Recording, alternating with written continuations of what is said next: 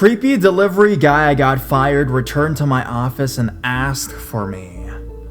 I was working in an office building and was in charge of stocking the food and drinks we kept on hand for meetings.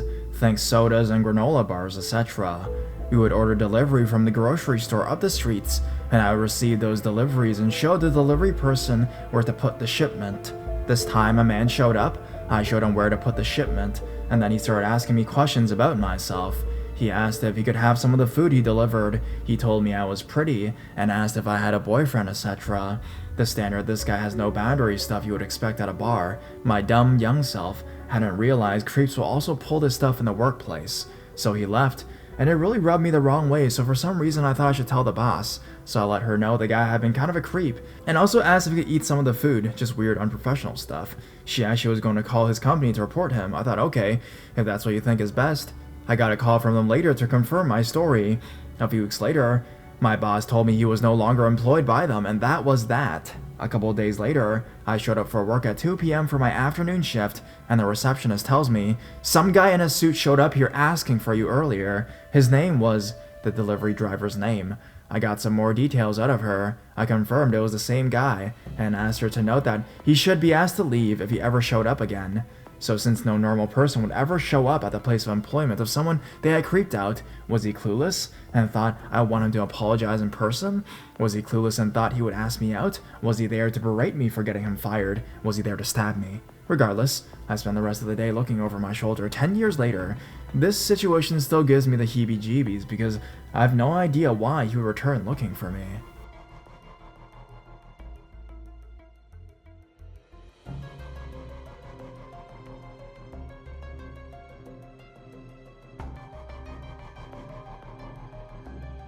A life-changing moment that will sit with me forever. So all ended a couple months ago, and I only now feel comfortable sharing it. For background, I'm a 24-year-old woman living in Australia and work at an establishment that caters for an adult audience. One night, as my shift is coming to a close, one of the patrons asked to buy me a drink, which I accept because employer policy.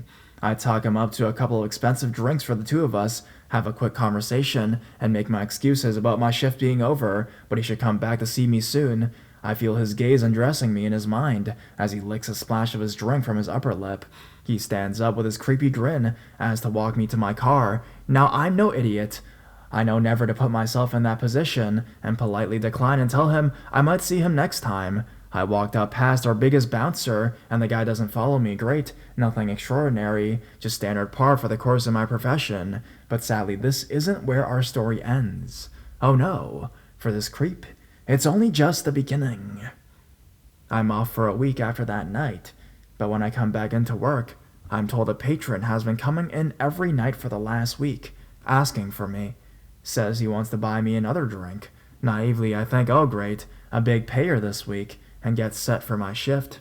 The night rolls on, and who should roll in but our man of the hour, and he asked for me right. So I saunter over and he buys me a drink. The whole time I'm sitting there with him, he just has this creepy grin on his face. Not like a sexual undressing creep grin. That's just normal, no. This was the kind of grin where he knows something you don't, and is very pleased with himself about the fact.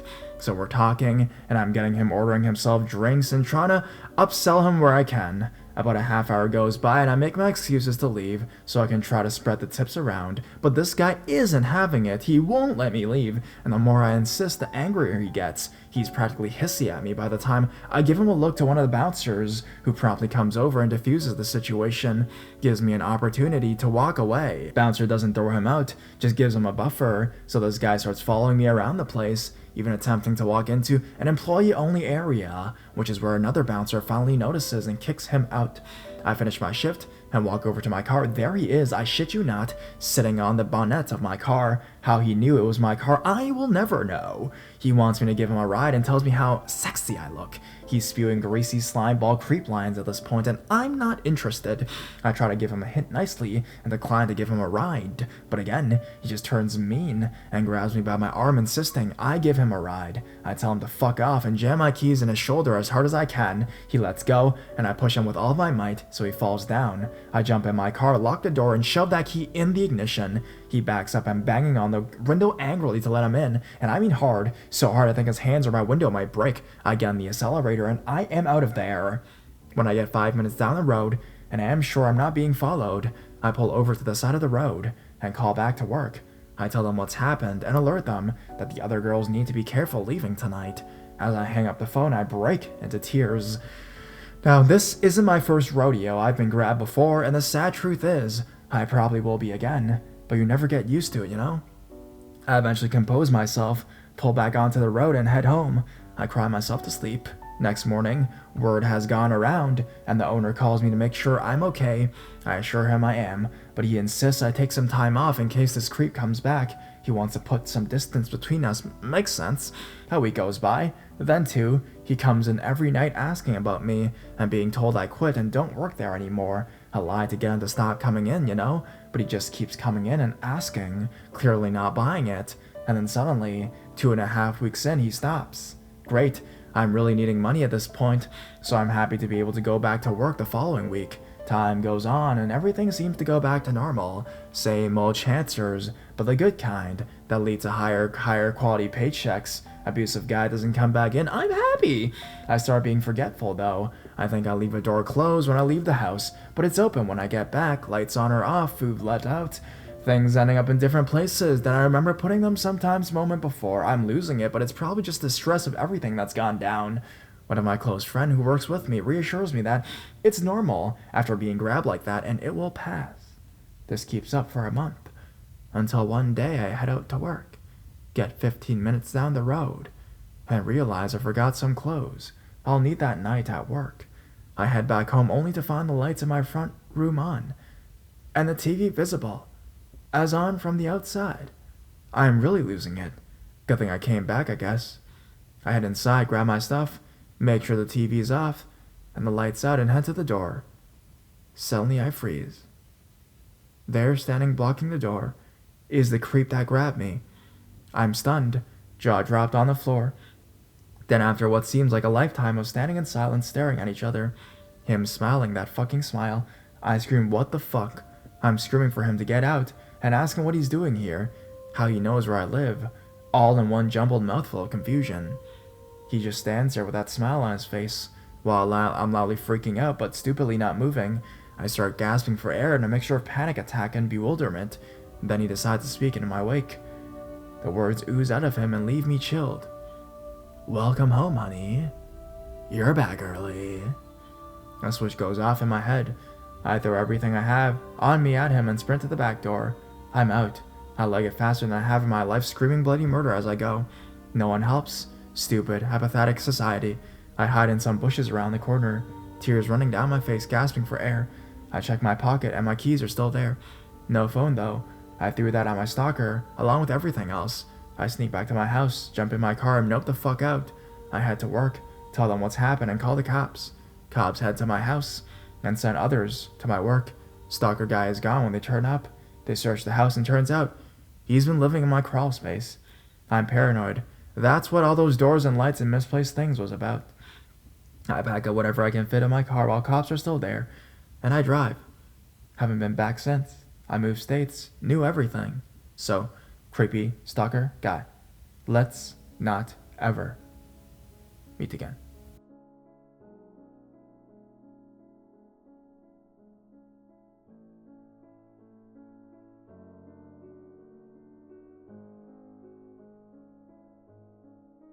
My work colleague, the friendly creep.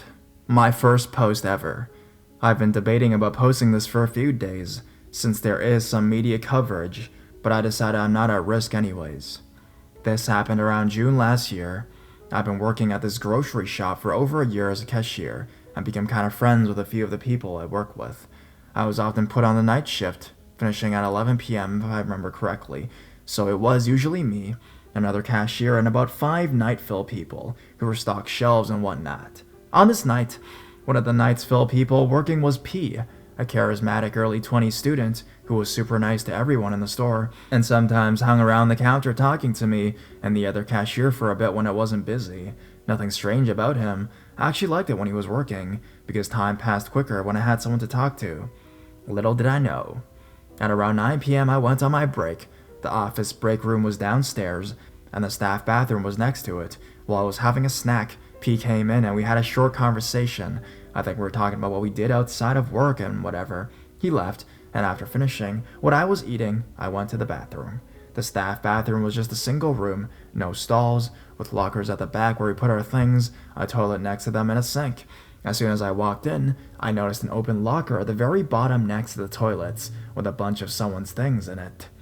I sat on the toilet to do my thing, while still looking at the locker. I noticed there was an iPhone face down, propped at an angle, with a jumper, and instantly Kill Bill sirens start going off in my head. I ignored it for a bit, and just closed the locked door. I finished doing my thing and just started pacing around the bathroom.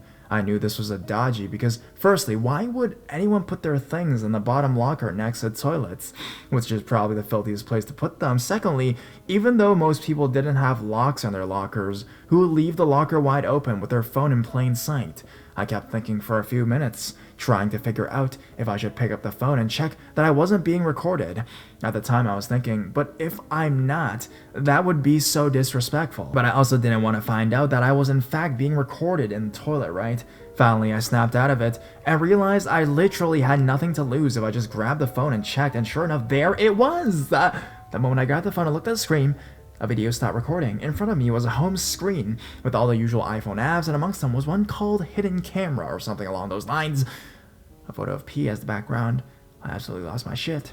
I opened the app on it, and there were so many videos. I scrolled through it to find the most recent one and started watching it. The video starts with P putting his phone down and propping it up on his jumper to make sure the back camera is facing the toilet. At this point, I'm pretty sure I was crying and shaking from how fucked up this whole thing was.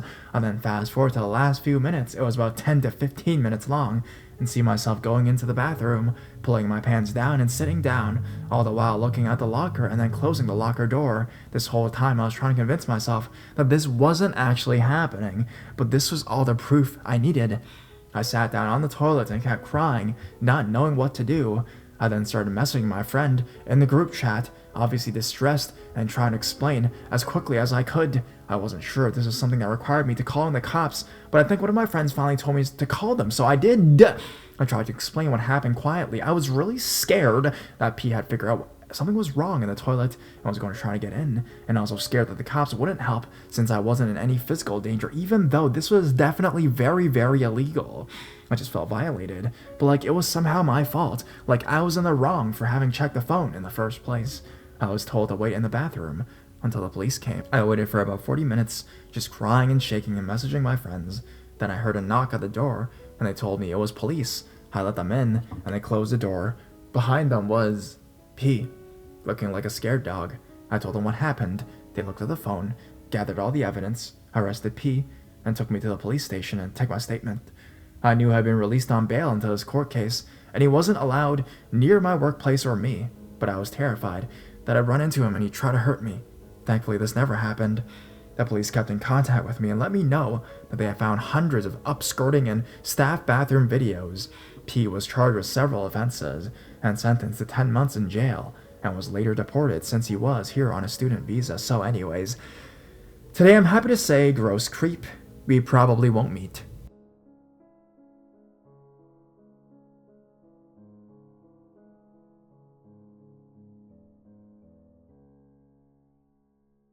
A car thief hid under the desk in my office. So this happened on Christmas Eve, so just a few days ago. For some context, I work for a storage rental company that often has employees that live in off-site apartments. I'm one of these employees. On this particular, I was not working, just at home getting ready to drive to my mom's, but I'm good friends with a girl who was working.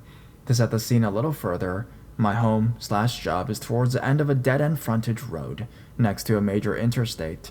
There's a major truck stop at the beginning of the road, then further down a sketchy day-in motel, then a relatively large boat retailer with an electric fence directly next to our gated property. Our office is on the right-hand side of the property, with my apartment directly attached to the office building, but my apartment door is behind the gate, while the office door is not. Then further down the road were some businesses that were closed for the holidays, and finally the road ends. So even on a normal non-holiday, we don't get a lot of people or traffic coming down the road, and being at the end of the road, We easily can see anyone who's headed our way. So, now that we're getting a setting, my coworker and I'll call her V. We're just talking casually outside my apartment door when some guy comes jogging over from what looked to be the direction of the closed and electrically fenced boat place. I thought they seemed slightly odd, but having lived in the area for over a year, I've noticed weirder behavior from legitimate people, so I ignored it. V asked him how she can help him, and walks to unlock the office door for him, and I go inside my apartment to continue packing to leave. Last thing I noticed is that he was trying the door handle pretty incessantly before she had unlocked it, but even that I kind of brushed off. A few minutes passed, and V walks back to my apartment and steps inside to grab her hat she left and to tell me how weird that dude was. Apparently he said he wanted to rent a unit but didn't have his ID or the $25 minimum to rent to the unit, so he left. V also told me that she could see the same police car now driving up and down the road and how strange it was. I told her the cops drive down the road all the time and to not worry about it. So V goes back to the office. Maybe after spending 2 to 3 minutes in my apartment total, I hear a muffled voice through the wall. I notice she's calling my cell. I answer and she said, "Please come in here right now." I honestly should have been much more concerned than I was, but still thinking she was overreacting, I casually stroll over to the office, open the door, and V is in one corner of the office, pointing under the desk. Sure enough, there's the guy from before, just crammed up under the desk. From details I gathered after the fact, V left the office door unlocked during the few minutes she was in my apartment. This guy was apparently hiding from the cops and had seized the opportunity to hide in her office when he noticed her leave the office. He sees me and starts waving a wallet full of cash around, tells me all he has in him is cash and he doesn't want to go to jail for possession. He'll pay us if we let him stay. He's pretty out of it, to be honest, and several "dude, you have to leave" from me's later, he walked out without much of a fight. I locked the door behind him and we count the money. Notice that V's car keys have been taken off her keyring and are on the floor where he had been sitting. We debate calling the police, but by this point, there are 3 or 4 cop cars with lights coming down the road. I go back to packing. V keeps the door locked. At this point, it's time for me to leave, so I'm not late for my holiday plans. The last thing I did was stop and talk to an officer on my way down the road to get the final story and make sure V would be safe by herself. I was told they caught the guy in the woods behind my property. Apparently he stole a car, took it to the truck stop for some reason, and thought he would get to a push start while there. He could not. The cops then found him, with him on drugs, before he took off running. And well, here we are. So glad. He was not violent in any way and left my office peacefully. Things definitely could have gone a lot differently, also hoping he stays locked up for a while and forgets about the girl who kicked him out of his hiding spot.